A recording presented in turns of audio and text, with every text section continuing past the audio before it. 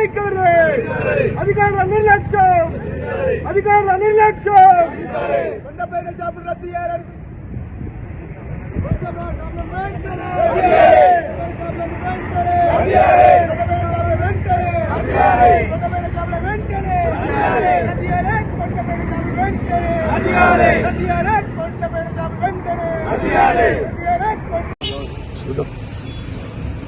ఈరోజు పరిరక్షణ కమిటీ ఆధ్వర్యంలో 4 రోజుల సంది నిరాదీక్ష చేయడం జరుగుతుంది.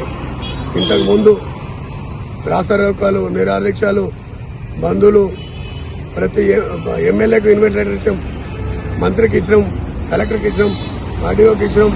వీళ్ళందరికీ ప్రతి ఒక్కరికి ఇచ్చుకుంటూ వచ్చినాము. అయినా ఇంతవరకు స్పందన లేదు.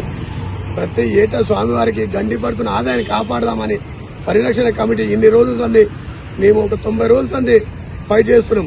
అంటే ఫైట్ అంటే మానవత్వంగా పోరాటం చేస్తున్నాం. ఎందుకంటే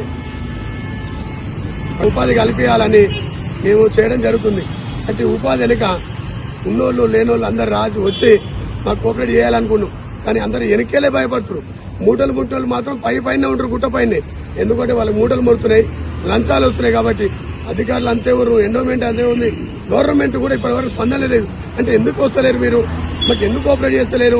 మా ఇంట్లోకి ఇవ్వమంటామా? మాకేమైనా జాబులు ఇవ్వమంటున్నామా? లేనోనికి ఉపాధి కల్పించమంటున్నాం. మేము గత 60-90 రోజుల సంది చేస్తున్నాము.